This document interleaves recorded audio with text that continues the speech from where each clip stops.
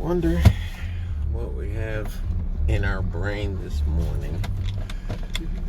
It is 7:30. Pretty damn cold. Supposed to snow today. Like they said, I think an 80% chance of snow later on today. So that's why I normally go to the gym real early anyway. But that's why I'm going early today, because we may be stuck a couple days without getting to go. Getting to go. That's a good way to phrase it rather than saying having to go. It makes it easier. I've had a couple of good days in a row, which is unusual, because normally every day is a lot of pain, not much will to do anything, just all kinds of crazy mess, and all the weights that you would suspect comes along with being as disabled and defective, I guess you could say, as I am. But actually my hips haven't been hurting as much the last couple of days. They usually hurt the most when I sleep. And when I, step a certain way, but mostly when I sleep. The ankles, then the feet, holy smoke. That's, of course, when I'm standing up or walking. But even they haven't been all that bad for a couple of days. I don't have any idea, other than God, of what brought this on, of being able to kind of have some relief for a couple of days. But it's really, really cool. I wish I could turn the camera around right now, but it's in my phone holder and show you what I see. There's a really beautiful sunrise in front of me. Wow. Anyway, I know a lot of the little videos I put up are about pain and suffering and, hard times and stuff like that. So I wanted to put one up that was, hey, things are pretty good right now. We've been blessed a whole lot here lately. I mean, we're always blessed every day, but there's, been a couple of little extra things that have come our way, especially a big plumbing problem. But we were blessed to have that taken care of for us by a professional from our church. And not only that, but the man wouldn't let us pay him. Nothing. And he came out 3 times. And as you know, anybody who's ever called a plumber or electrician or something like that, you're talking minimum $300 or $400 a visit, a minimum. And he came out and stayed a couple of hours every time trying to get this thing done. So I would guess we're at a minimum of $1,000 worth of work from this man. And that beautiful man wouldn't take any money from me. He just wanted friendship and wanted to talk about Jesus. I mean, wow. Because, we hear all the time, and we know that Jesus not only works on his own, but most of God, Jesus's, the Holy Spirit's work is done through people. And so when you see something like what that man was doing, and it just became a mission for him to get that thing fixed. And he said, you go to my church, you're one of God's children, there's no way, that I'm going to let you pay me for this. It's just, forget about it. And this is him not only coming over and working his butt off all that time, but it's cold as hell. And some of the work he had to do was outside in the wet cold. His name is Brent. He goes to all of the people from our church. Golly, that sounded very Leave It to Beaver. Gee whiz, Wally, whatever his name was. Anyway, there's so much love in our church. God lives there. His spirit just lives in the building. 24/7. It's got to, because there's everybody loves everybody, and everybody wants to help everybody. It's like a big awesome village. Or let me say, I like the little village term better, but we've got 3 services on Sunday, and you know, several hundred people, I'm sure, per service. So it's actually a great big village, but I like the phrase little village better.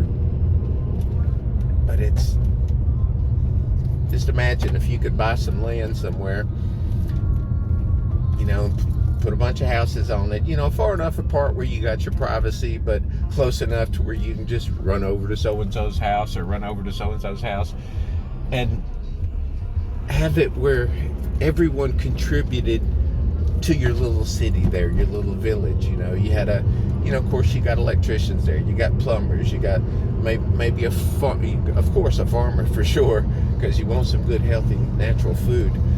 But you got everybody that chips in and does a thing, and then you can start having a city or a village that there's not even a lot of money exchange that goes on at all, because people trade services. It's like, hey bud, you know, my plumbing's out. He's like, okay, good deal.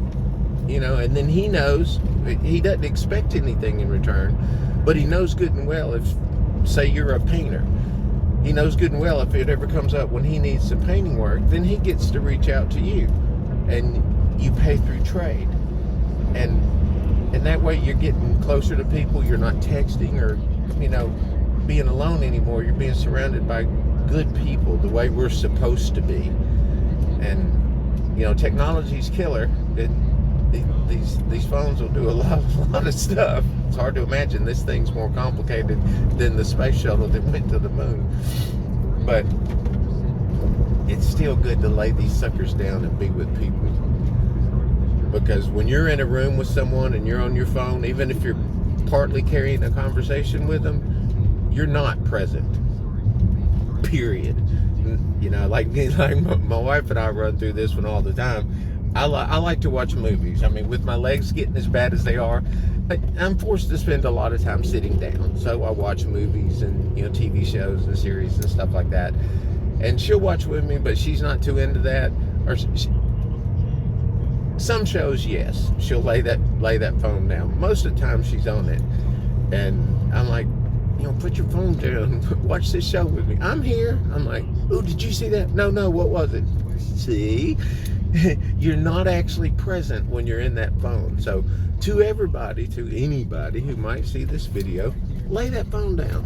Hell, even now, right in the middle of this, just lay that sucker down and go tell the person that you're with that you love them. Just walk in there for no reason, right out of the middle of the day, even if it's something you don't ever do. And as a matter of fact, especially if it's something that you don't ever do, get up and go do it.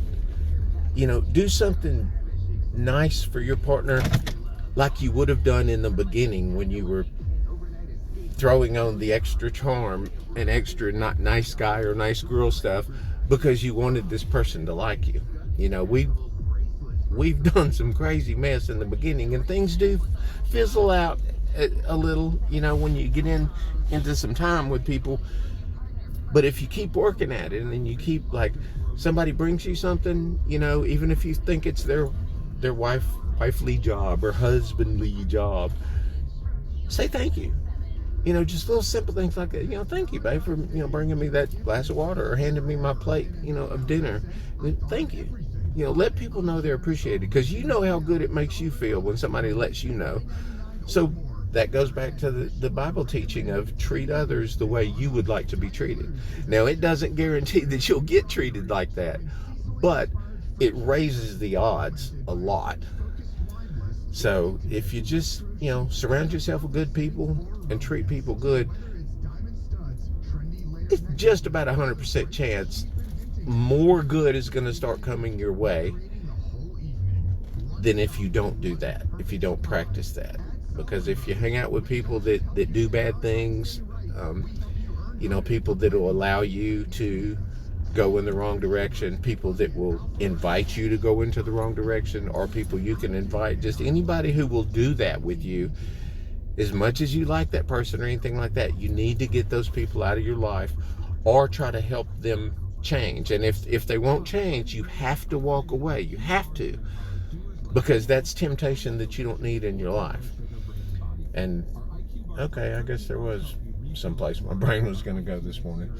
Anyway, there's a puzzle of words and sentences, and if you can put it all together and make it make sense, because I'm not sure if I did, um, maybe it'll be a nice little morning message or something for someone. God, I feel like a dork doing these. It's like, really? Like, who cares what you have to say? That little doubting thing in the back of your head. And talking about that, okay, hold on. This one last thing. There's a singer, an instrumentalist, a rapper, uh, an actor. I mean, there's a guy named Ren, R-E-N. Golly, one of the most amazing performers you'll ever see in your life. And the video I would say start with, it's called Hi Ren. Basically, he's saying hi to himself. And in the song, in the performance, it's just him sitting in a wheelchair with a guitar. And he kind of tells the story and shows you what it's like as he communicates with that doubting, the evil side of us. We got the, hey, you know what I'm gonna do today? I'm gonna paint the house, or I'm gonna go, get this job or whatever. And then you got this other sucker in there going, dude, you can't do that crap. You're not worth a shit. Nobody wants to hear what you have to say. And we all have that demon we have to fight. And this is his portrayal of that. And when you get done watching it, you'll feel like you had just watched a play. I mean, it's amazing, amazing. So again, his name is Ren, and the song's called Hi Ren. Definitely check it out. And probably almost zero chance that Ren will ever see this, but if you do, you are badass, and you're helping so many people by sharing the struggles that you go through. And I mean, you know that. People tell you that all the time. All the people who react to your videos, it's amazing. And that's fun to watch the reaction videos, because you get to enjoy the video with someone you don't even know. And especially when they like or giggle or get, teary-eyed about a scene that also does that to you. So then you're like, yeah, no, right? It's cool to do. Anyway, now I'm blabbering. I'm gonna go in the gym and try to work out. And there you go. So, God, this is stupid. Have an awesome day.